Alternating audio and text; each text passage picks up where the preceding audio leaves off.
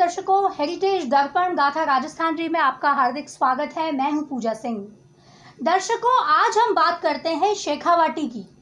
जी हाँ दर्शकों, शेखावाटी की, जिसको हम जानना चाहते हैं कि शेखावाटी आखिर बसाया किसने था और यह राज्य कहाँ तक फैला हुआ था।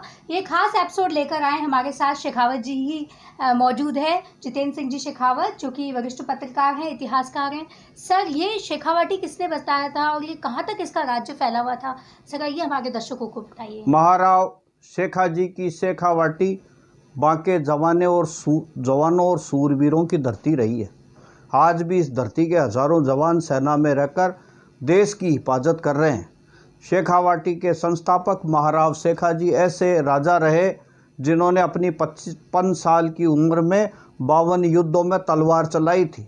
शेखाजी के वंशज शेखावतों के बारे में कहा जाता है कि लड़ंत भिड़ंत में शेखाणी। वो भी एक ज़माना जब शेखावाटी का हर शेखावत अपने घर पर तलवार रखता और लड़ने के लिए 24 घंटे तैयार रहता था।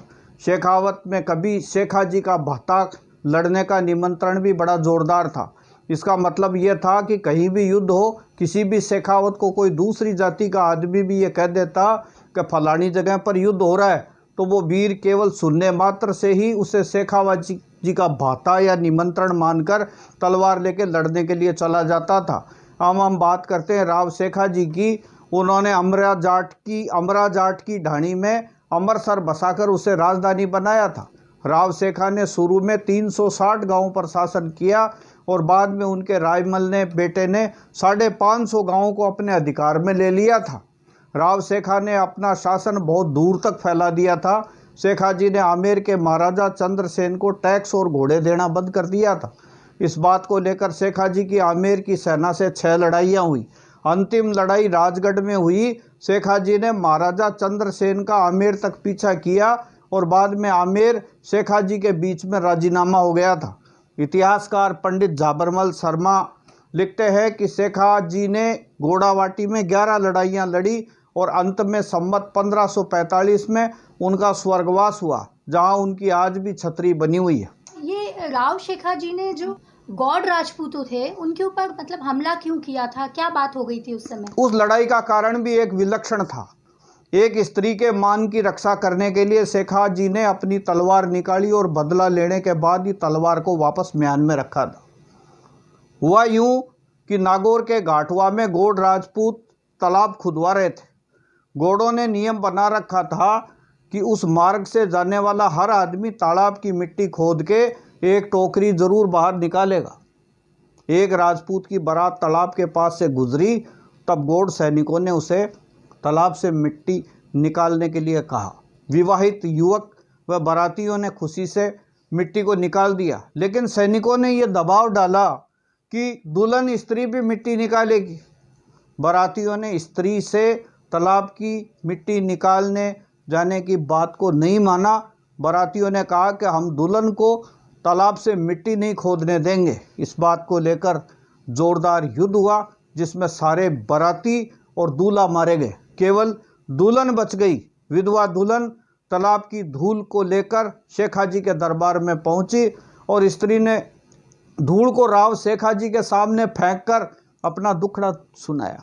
राव शेखाजी ने उस स्त्री का दर्द सुना और मिट्टी को उठाकर अपने साफे में बांधा और स्त्री को विश्वास दिलाया कि तुम्हारे सुहाग को उजाड़ने वाले घोड़ों को जब तक बर्बाद नहीं कर दूंगा तब तक मैं चैन से नहीं बैठूंगा। शेखाजी ने अपनी सेना लेकर नागौर के घोड़ों पर चढ़ाई कर दी। उन्होंने घोड़ों को घोड़ावाटी से परास्त करके भगा दिया।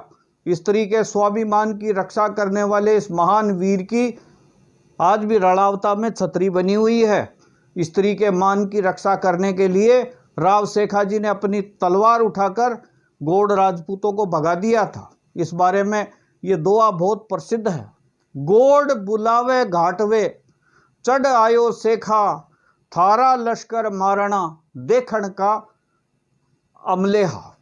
यानी मतलब यह है कि महाराव शेखाजी ने घोड़ों को पूरी तरह से बर्बाद करके घोड़ावटी से भगा दिया था। शेखाजी ने राज्य को हांसी, भिवानी, दादरी तक बढ़ा दिया था। दिल्ली के मुगलों के विद्रोह के 500 पठानों को शेख हाजी ने अपने पास संरक्षण दिया, जिससे उनका बल और ताकत ज़्यादा बढ़ गई थी।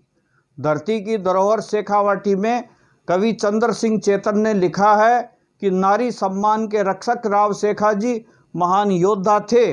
शेखावाटी के वीर योद्धा देश के लिए कुर्बानी देने वालों में हमेशा आगे रहे। शेखावाटी के वीर भारत की सीमा पर आज भी सीना तान के खड़े हैं। शेखावाटी के धरती के कण कण में वीरों की सुगंध आज भी आती है। इतिहास में जितने भी युद्ध हुए हैं उनमें अधिकांश में शेखावाटी के वीरों ने ही भाग लिया है।